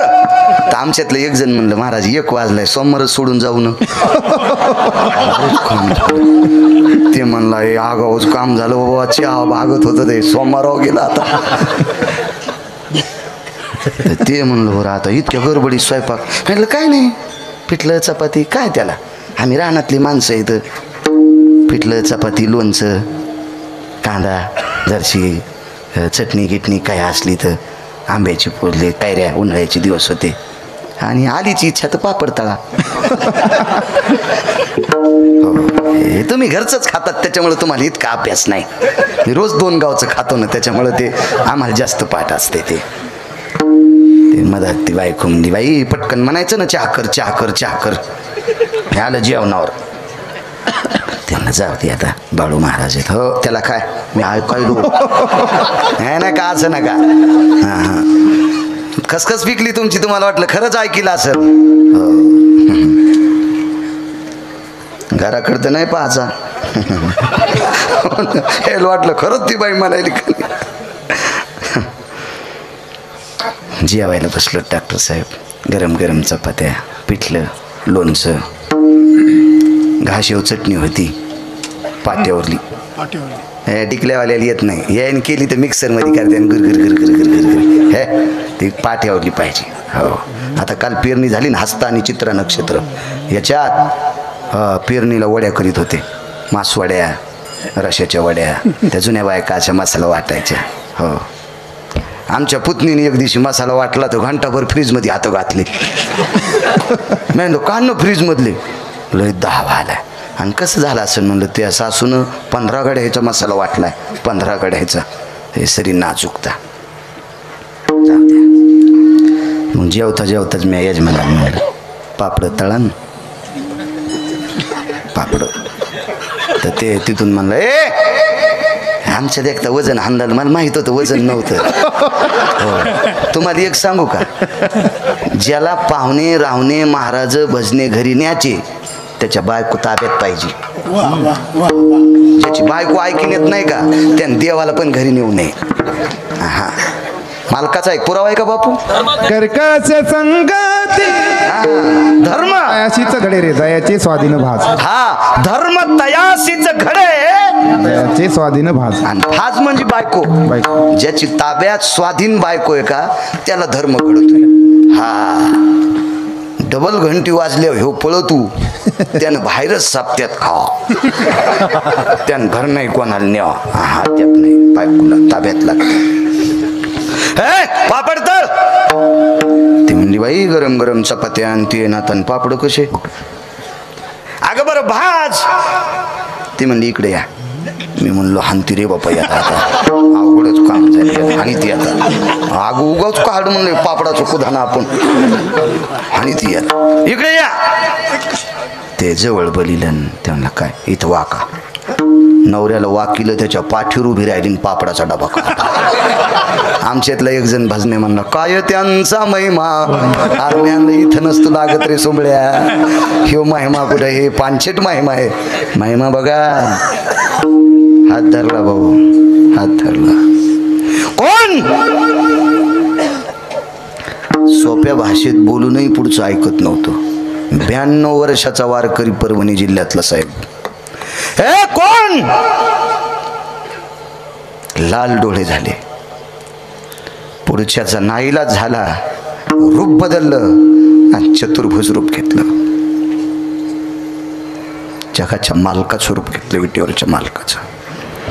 रानोबा वारकऱ्याने हात सोडा आणि लोटांगण घातलं. देवा तू येस. हो म्हणले. कशा करता पायाला सोडलंस. रानोबा 92 वर्ष केलेल्या वारीची साधना फळाला आली आणि ते कर्ज उतरण्यासाठी तुमच्या पायाला मालिश केली. पंढरपुरातल्या मालकांनी सांगितलं पायाच्या जखमा दुरुस्त केल्या डॉक्टर साहेब. वाकलेले पाय दुरुस्त करू का. रानोबा नावाच्या वारकऱ्यानं सांगितलं देवा पाय काय दुरुस्त करतो. तो माझ्याकडे पाहिलं मला 20 वर्षाचं पोरग करशील. इतकी तुझ्यात ताकद आहे. कृपा कटाक्षे एवढी ताकद तुझ्यात आहे. पण मला अवडंबर नकोय जगिन्य नको. कोणाला वारकरी म्हणायचंय. पायाच्या जखमा दुरुस्त केल्यात आता वारी करायला अडचण नाही. तर देवाने विचारलं पाय दुरुस्त का नकोय. वाकलेले पाय नकोय म्हणले. देवा माझे वाकलेले पाय जर तू सरळ केलेस तर आमच्या परभणी जिल्ह्यातले लोक तुझ्या दर्शनाला नाही आता माझ्याकडे गर्दी करतील. त्या वारकऱ्याचं नाव आहे रानोबा. रानोबा वारकरी वैकुंठवासी ज्ञानसूर्य रंगनाथ गुरुजी परभणीकरांचे पंजोबा. आपल्या परभणी जिल्ह्याचं नाव महाराष्ट्राच्या बाहेर जर कोणी नेऊन घातलं असेल ते रंगनाथ गुरुजी परभणीकरांनी नेऊन घातलं. राजराजेश्वर शास्त्रींनी काशीमध्ये गुरुजींच्या पायात बूट. गुरुजींना पदवीच तिथं प्राप्त झाली गुरुजी म्हणून. आपल्याकडे गुरुजी म्हणत नव्हते. गुरुजींना गुरुजी ही पदवी उत्तर भारतातून काशीतून आली. राजराजेश्वर शास्त्री डॉक्टर साहेब त्या घराण्यातल्या लोकांची जीभ जर वेदाचं अध्ययन करता करता थकली तर गळा शेकायला बासरची सरस्वती जात होती. ब्रह्मकन्या. असा विस्त्यावर कपडा पदर पांढरा शुभ्र शालू असा गरम करायचा आणि त्या घराण्यातल्या लोकांचा घसा शेकायचा. इतकी पवित्र लोक. आणि त्या लोकांनी गुरुजीच्या पायावर बुटासगट लोटांगण घातलं भाऊ. आणि त्या दिवसपासून गुरुवर्य रंगनाथ गुरुजींना ज्ञानसूर्य म्हणजे प्रतिज्ञानोबा आहे आपल्यासाठी. आणि त्यांना रंगनाथ गुरुजी हे नाव प्राप्त झालं. काय काय ताकद आहे लोकांची. किती मोठी ताकद आहे. गुरुजी म्हणजे ज्ञानेश्वरीचं संशोधन केंद्र. गुरुजी म्हणजे ज्ञानेश्वरीचं संशोधन केंद्र. इतकी मोठी ताकद. आणि हे गुरुजी रानोबा वारकर यांचे पंतू होते. काय परंपरा असेल महाराज. या परभणी जिल्ह्यातल्या सोनपेठ गावातील रानोबा नावाच्या वारकऱ्यांना रंगनाथ गुरुजी परभणीकरांच्या पंजोबाचे पाय चोळण्यासाठी पंढरपुरातला मालक येत होता. इतका दर्जा संतांचा मोठा आहे म्हणून मालक पाहिलं. एक 5 मिनिटात मुद्दा सांगतो. ज्या परिसरानं ज्या मातीनं मोठं केलंय त्या मातीचं रुंत नाही फेडू शकत. 10-5 मिनिटं कीर्तन आगाव करू शकतो. मी गुरुवर्य शिवेंद्र स्वामींच्या पुढे एक चरित्र सांगितलं होतं मागे एका कीर्तनात. त्याच्यातलं एक अलीकडचं चरित्र सांगतो. 360 तीर्थापैकी एक तीर्थ आहे. त्या तीर्थाचं नाव आहे नर्मदा. नर्मदा नावाचं तीर्थ, पवित्र गंगा भाऊ. फार लोक परिक्रमा करतात. बापू आपल्याला करायची. हो आणि हो,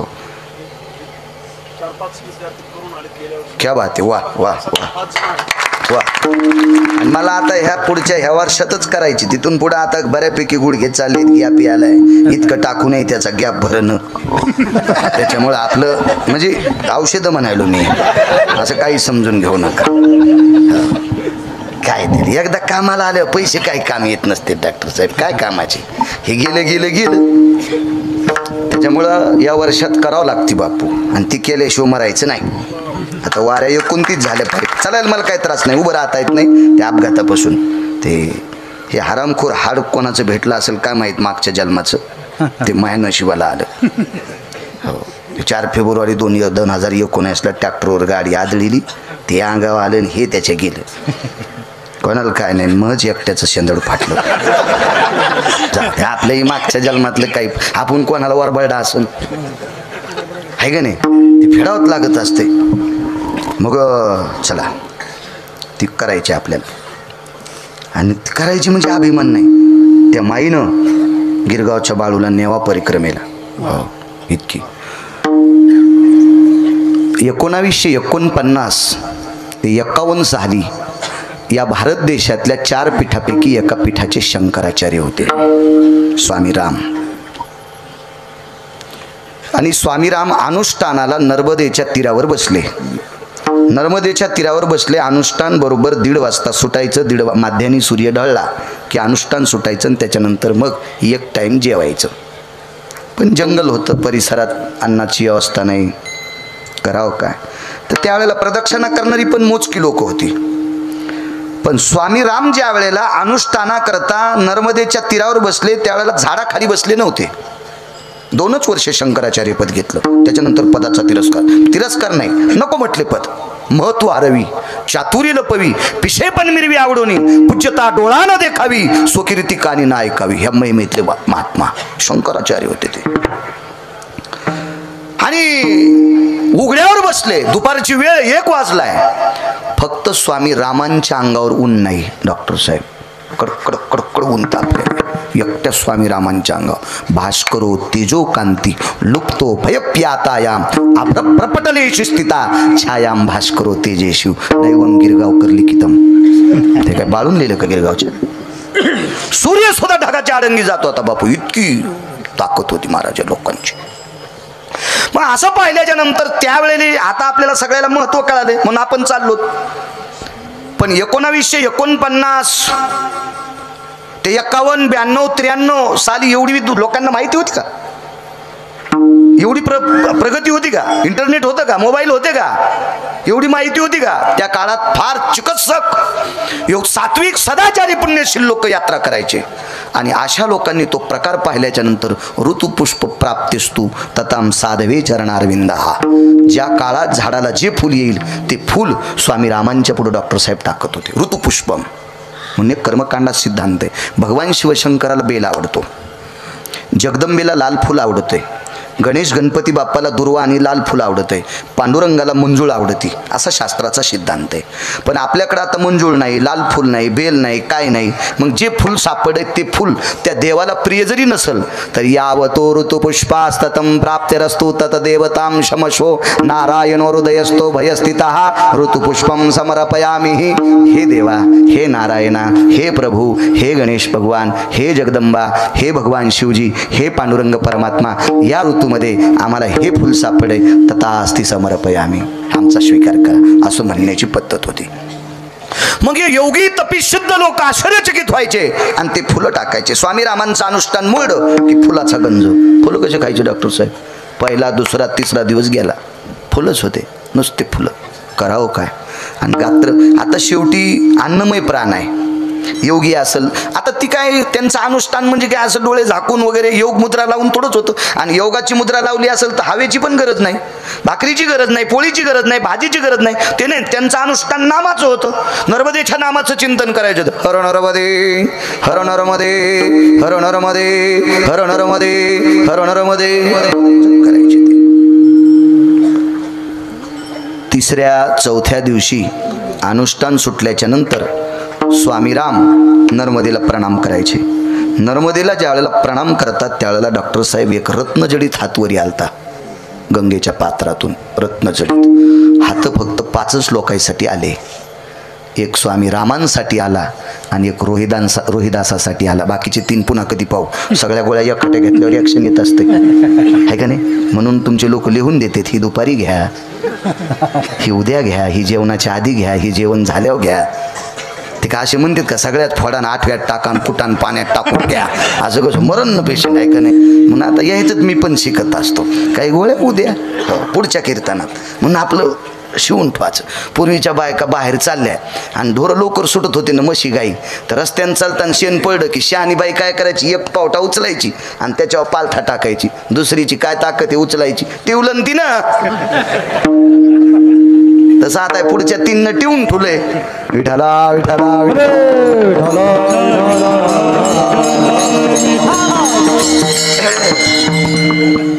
नाही, तसं काय नाही. तुम्हाला 30 गाव पठ्ठ्याला 36 गाव तसं माग लागे मी नाही. आऊत भरलाय पंढरपुरातल्या मालकानं, रिकामा होईन पाईप बी असा बारीकसा होत नाही रिकामा. काय ताण माईकवर सांगायलो मी, कॅमेरे चालू येतं आहे का नाही? भीती थोडीची कोणाची. देवण दिल्यावर नाही. आमच्या इथली एक बाई गावरान तू पण चपात्या खाचीन म्हणलं. जिजी काय खाल्लं कुटके, 3 म्हशी सकाळी मेल्या. जीव गेल्याचं निमित्त झालं, 3 म्हशी मेल्या जिजीच्या. म्हणलं जिजी काय झालं? जीव गेल्याचंच निमित्त झालं. म्हणलं जिजी चपात्या तुपात बुडून खात होती, कुटके खाल्ले. म्हण पंढरपुरातले म्हशीच म्हणले वाचायचंच नाही. हो कळत असतंय. एक जणांना झाडं लावले, असं हातात धरले झाडं. ती खालची पिशवी पण नाही काढली, कॅरी बॅग असते ना. कॅमेरेवाले इशिक माचाक माचाक माचाक माचाक जशा इजा लावायला आता असे कॅमेरे काढायले. त्याच्यात गिरगावचा बाळ्या बी होता. दुसऱ्या दिवशी पेपरला आदरणीय हरिभक्तीपरायण बाळू महाराज गिरगावकर वृक्षारोपण करताना. 7व्या 8व्या दिवशी गेलं तर 9ला 9 बी झाडं जळाली. तर मग झाडं मला बोलत आहेत दृष्टांतातले. तर मी एका झाडाला म्हणलं काऊन जळालात? ते म्हणला ज्या हिनं खडा खाणला का त्याचा फोटो नाही काढला. असं जे हिनं झाडं लावायला खडा खाणलाय का त्याचा फोटो नाही काढा. आणि बाळू महाराज तुमच्यासारख्या चोरायचाच काढा, त्याच्यामुळं आम्हाला वाचायचंच नाही. झाडू का येडी मसड बी तशीच नव्हती. त्या म्हशी म्हणल्या गावरान तुपात चपात्या खाऊन कुटके खाल्ले म्हणती, हिच्या घरी वाचायचंच नाही. मला दिल्यावर काऊन नाही म्हणून आहे का नाही? कशामुळं कुथायचं? हे घरचेच खाले तरी म्हणतात महाराज तुमच्या आशीर्वादानं मस्त चाललंय. आम्ही रातच्या पाकिटने आलो तरी कुथायतलोत. रातच्या रजिस्ट्री होती का? सरकारी यावर रातच्या होतो का? नाही. कीर्तन करायला 11च्या नंतर पाकिट देत नाहीत का? आणि तरी म्हणतो काय आभाळ फाकलं, तुला घाला होते आभाळात, तुला काय काय माणसं खातू, बरंच चाललं नाही म्हणतो. नाही बा आपलं मस्त चाललंय, फाकाफाकी नाही, काय नाही काय नाही, सगळं पद्धतशीर. कशाला कुथायचं आहे का रे? त्याच्यामुळं टिवलं समजून पुढच्या वर्षी आरक्षित केले असंही समजू नका. उघडड पण याच हात जोडे साहेब, हात वरी आला. रविदासा करता हात आलता काशीमधून. रविदास वारकरी संप्रदायातल्या 18 संतांपैकी एक होते. त्यांचा व्यवसाय होता बुट चपला शिवायचा. पण काशीतून त्या हातातून कंगन आलं. नियत तेरी अच्छी है तो किस्मत तेरी दाशी है, कर्म तेरा अच्छा है तो घर में मथुरा काशी है. अशी अधिकारी माणसं आई वडिलाची सेवा करता करता बुट चपला शिवले.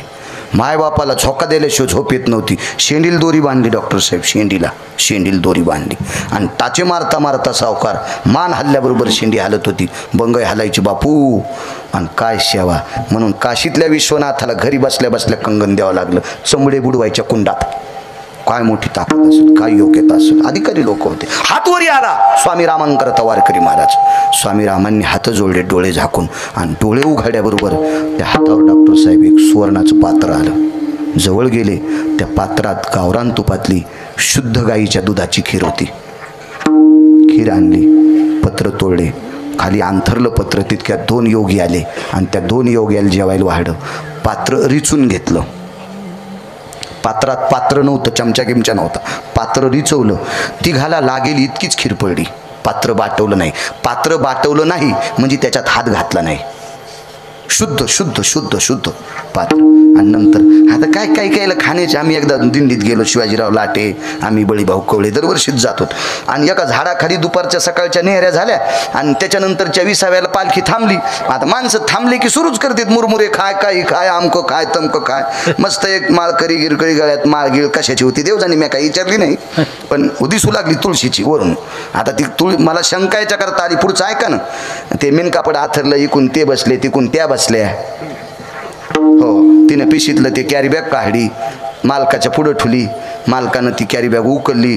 साहेब मुरमुरे खाऊ लागला. आता मुरमुरे थोडे धरले तर तोंडात जाते, जास्त धरल्यावर अर्धे खाली पडते. त्या खालच्या कॅरी बॅगमध्ये पडू लागले. तर मला वाटलं जाऊ द्या, काय करायचं, याच्या तोंडाला लागलेले याच्यात पडायले तर आपल्याला कुठं हिचकायचं ते, आपल्याला खायचे का काय. पण थोड्या वेळानं त्यांनी सुरू केलं. लगेच हात घालू लागले. त्याच्याही होटाल चिटकलेले 2-3 पडले. मला वाटलं आता येणं बंद करावं, पण ह्यो बी ताव ताव छानू लागला. मी म्हणलं दादा तुमच्या मुरमुऱ्यात लय चव असन राव. रगील ना, जगात जर्मनी, भारतात परभणी, परभणीत गिरगाव चरबटेन, तिथलं मी भूते. त्याला काय माहिती किती रगिले बाळ्या म्हणून. म्हणलं दादा तुमच्या मुरमुऱ्यात लय. काय बोला जरा, कोणाच्या मुरमुऱ्याला फोडणीच असती, जिरे वगैरे वगैरे, मोहऱ्या, थोडासा मसाला, जिऱ्याची पूड, भाजलेला कांदा, खोबरं चिरलेलं वगैरे वगैरे, डाळ वगैरे. म्हणलं ते वगैरे वगैरे सगळंच असते, पण तुमच्याला जास्तच चव आहे. म्हणलं ते म्हणलं कसं काय, तुमच्या बायकोच्या हॉटेल चिटकलेली याच्यात पडायले. त्यांचं उचललं, निघून गेले बिचारे. असं उष्ट केलं असेल का पात्र ते.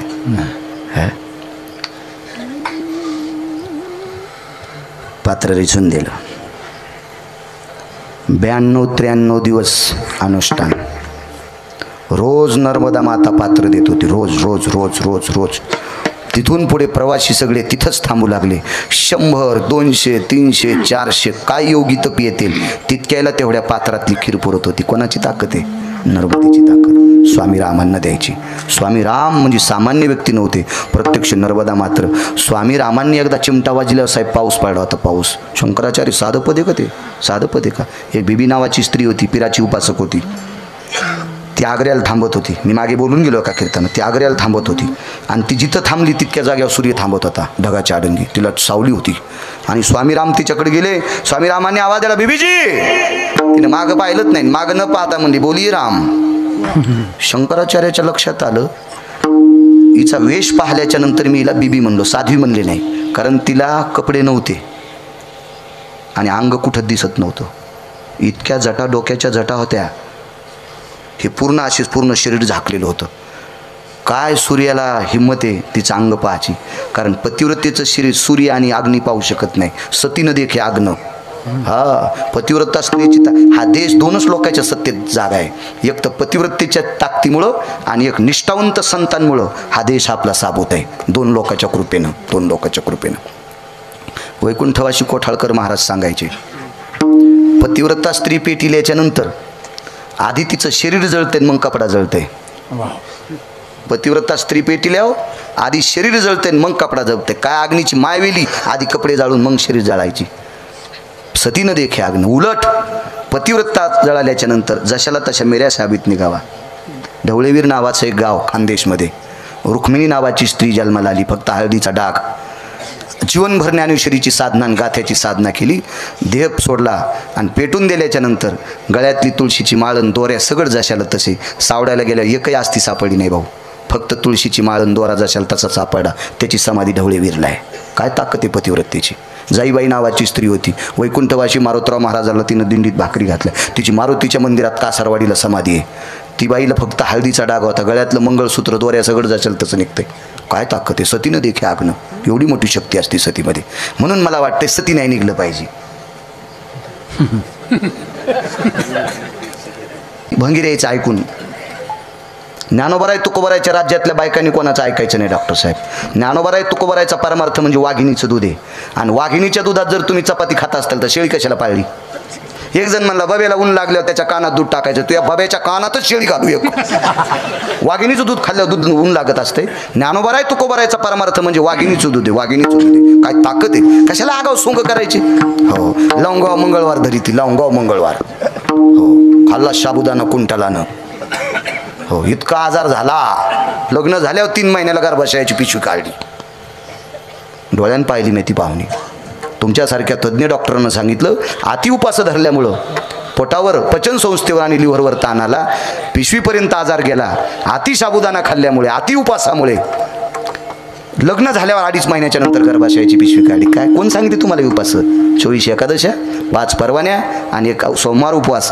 फार काय झालं तर प्रदोष. याच्या व्यतिरिक्त ज्ञानोबराय तुकोबरायांनी उपवास सांगितले नाही. काही उपवास हो, नवरात्रात पुट्टे पण चपला घालीनात. धुळे 9 दिवस चपला घालायच्या नाही, साबुदाणा खायचा आणि दसरा झाला की घोरपडी धरायच्या. काय देवीच्या गोळ्या संपल्यात का ह्यांना नालायकायला मानायला? अवधम नाही सप्त्याला, भागवताला, रामायणाला, शिवपुराणाला. आणि भंगिऱ्याला गुण नाही. नुसते महाराज आणायचे, खपक्या पाकिट द्यायचे, त्याला श्रीमंत करायचं. हे असाच ऊसातले डुकर रुमाल झटकेला की निघाले. कशाला करायचे आगावपणा? गुण आला पाहिजे. या सप्त्यात 25 बायकांनी तंबाखू सोडायची तर सप्ताह सफल झाला. या सप्त्यात 5 तरी पोरायनं काल्याच्या दिवशी माळ घाला तर सप्ताह सफल झालाय. या सप्त्यातल्या डॉक्टर साहेब 5 तरी पोरायनं गुटखा सोडा तर सप्ताह सफल झाला. नाही तर हे नुसता देखावा झालाय. विठाला विठाला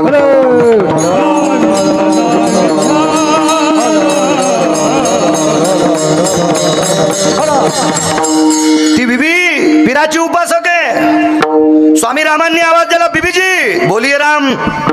अरे तू रोज बाई सिद्ध होती आणि स्वामी राम पण नमस्कार केला नाही. मोठी लोक कोणाच्या पाया पडत नसते. वैकुंठवासी माधव महाराज मगर सांगायचे, माधव महाराज मगर वैकुंठवासी सांगायचे, साधू तपासल्याशिवाय पाया पडायचं नाही.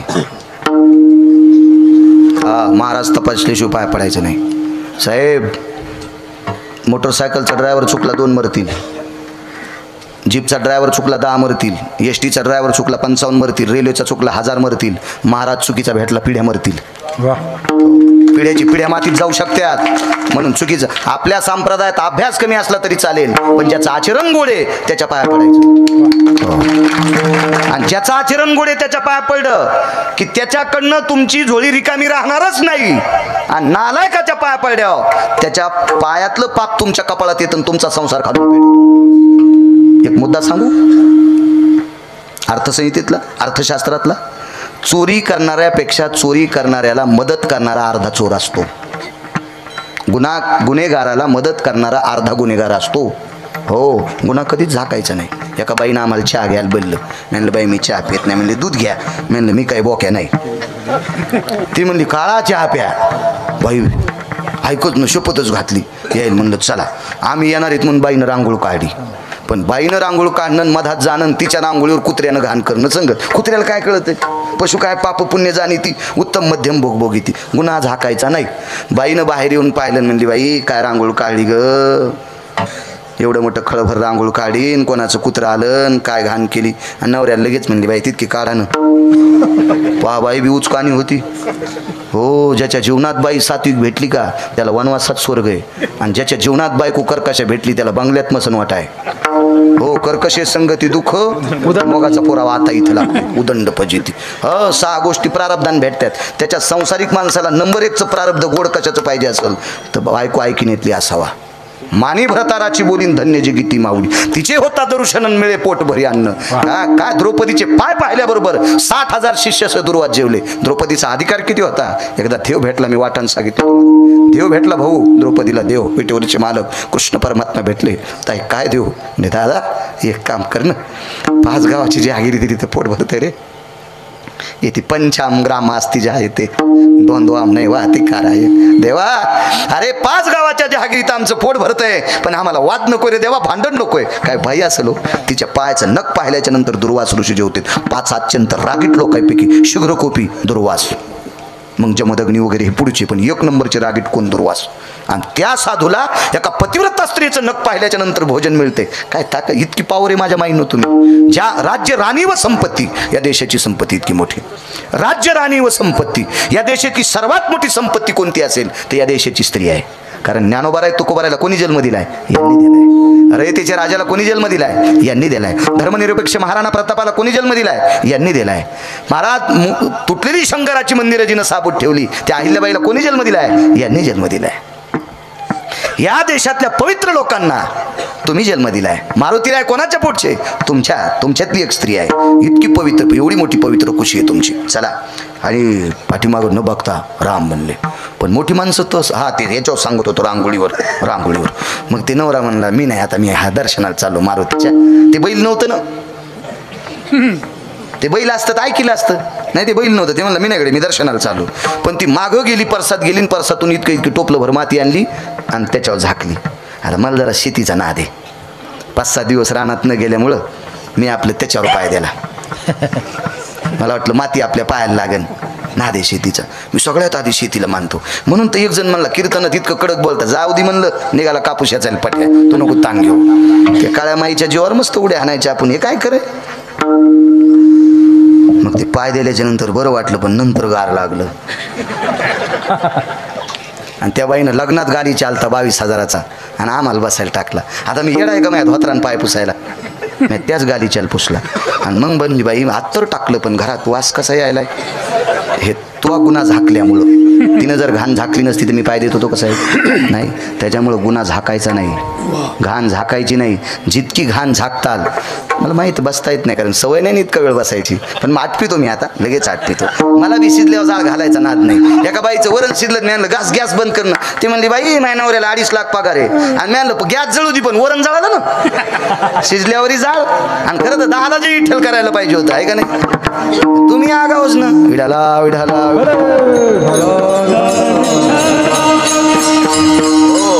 नाही पाय पडत. शहाणी माणसं कोणाला मानित नसते. तुमच्या दुकानात सोनं कोणाचं बी घेतात का? घेतात ना, तपासल्याशिवाय. बँकेत सोनं नेलं एक जणांनी ठेवाला. आमचा मित्र होता, ते म्हणला बँकेत ठेवतो. मी म्हणलं बँकेत ठेवलं तरी बँक एक सोनारला येते. आणि ते म्हणले बँकेत सोनार. म्हणलं येत असतो. आणि मग ते सोनारानं तपासलं. ते म्हणते नाही अरे हे जे 20,000च आहे. हो, मग न्या 7,000.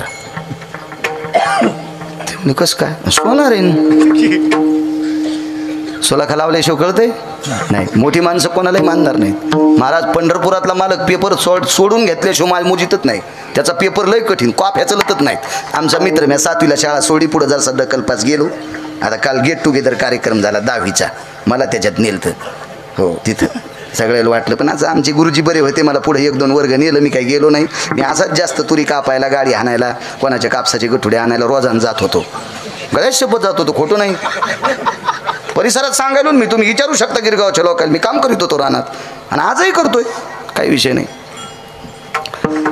तर ते काय सांगू लागलो, शाळेत बोलले तुम्हाला? हा, ते गेट टुगेदर होते, असंच जाऊ द्या ते. तर ते आमचा मित्र 10वीला गेला, डॉक्टर साहेब. आता त्यानं कॉफ्या नेल्या 4.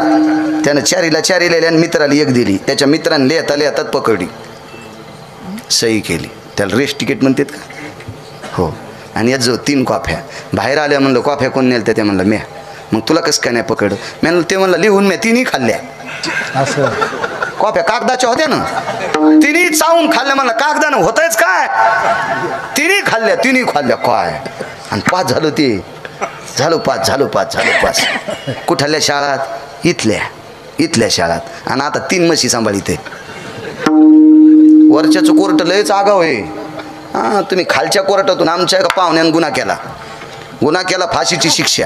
येलदरीच्या धरणातून माशी 5 किलोची घेतली विकत, मासा. तो चिरला, त्याच्यात 1.5 किलो सोनं टाकलं आणि जजला दिलं. आणि मला चिठ्ठी दिली, जज साहेब निकाल बदलला. जजची बायको म्हणली आयुष्य गेले, फुटका मनी वेईन, कवर की इमानदारी करी तू. हो, 350 पानाचा निकाल चट पालता घातला. आमचा पाहुणा खून करणारा मोकळा सोडा आणि पुढचा निर्दोष फाशीवर गेला. हे आमच्या पाहुण्यानं गाडी केली आणि तिरुपतीला गेलं आणि श्रीशैलमच्या डॅममध्ये बुडालं. मी गंजाबारे हाक मारतो पण अजून वरी नाही आलं. इतका नालायक महापाहुणा नाही. तुम्हाला राग येईन म्हणून मायाव घेतलो, पण तुमच्या पाहुण्याचं सांगायलो इतकं ध्यानात ठेवा. हो, तुम्ही ह्या कोर्टात काही करता, वरच्या मालकाच्या कोर्टात काही चलत नाही. चला, मोठी माणसं नाहीत पाया पडत. दुसऱ्यांदा आवाज द्याला, बीबीजी स्वामी राम काम सांगा. हिंदी भाषेत होते. काय काम आहे? तर स्वामी रामांनी सांगितलं या परिसरात 27 दिवस झालं पाऊस नाही. मांडी खालचा चिमटा काढा, डॉक्टर साहेबांनी देऊन टाकला. वाजवा जिकडं पाहिजे तिकडं. आता तिथं मी असतो तर माझ्या रानात वाजिला असता, आणि लयच काय झालं तर साडूच्या रानात वाजिला असता, भावाच्या नसता वाजिला. आमच्यावर घेतल्यावर कशी कसकस पिकतील. तुम्ही लय तुकाराम महाराजाची चुलते आहेत का? पण ते स्वामी राम होते डॉक्टर साहेब. ते गोल फिरले, यानी तानींच गोल फिरले आणि गोल फिरून प्रदक्षिणा केली. आग्र्यात 27 दिवस पावसाचा थेंब नाही, सर्वत्र पाऊस पडला. आणि मग ती बीबी नावाची बाई वापस फिरली आणि स्वामी रामाच्या चरणावर लोटांगण घातलं आणि शंकराचार्य तिच्या पाया पडले. दोघांचा एकच प्रश्न. बीबीने विचारलं, आल्या आल्या माझ्या पाया पडे नाही. आणि स्वामी रामाने विचारलं, बीबीजी तुम्ही माझ्याकडे पाहिलं नाही नुसते. स्वामी राम म्हणले पाय नाही पडे, आता कसं काय पडे? बीबीजी म्हणले तुम्ही कसं काय पडे? आता दोघायला एक जणाला आधी सांगावं लागेल. बीबीजीनं सांगितलं, स्वामी रामांनी सांगितलं, मी आत्तापर्यंत बऱ्याच लोकांचे चिमटे वाजिले, पण आलेले आभाळ गेले. आलेले आभाळ गेले. तुम्ही सिद्ध केलेला चिमटा वाजिल्यावर आकाशात ढग नसताना पाऊस पडतोय. तुम्ही सिद्ध केलेला चिमटा जर इतका सिद्ध आहे तर तुम्ही किती सिद्ध आहेत याच्याकरता पाया पडलो. आता तुमचं सांगा. बीबीजी म्हणली मी सिद्ध केलेला चिमटा बऱ्याच भंगिऱ्यानं वाजिला, मी सिद्ध केलेला चिमटा बऱ्याच भंगिऱ्यानं वाजिला, पण त्यानं वाजिल्यावर पाऊस पडला नाही. तुमचा हात इतका सिद्ध आहे, मी सिद्ध केलेला चिमटा तुमच्या हातात लागल्यावर पाऊस पडतोय, इतका तुमचा हात सिद्ध आहे, तर तुम्ही किती सिद्ध आहेत म्हणून तुमच्या पाया पडते. काय त्यांचा महिमा वर्णू वारंवार विठोबा.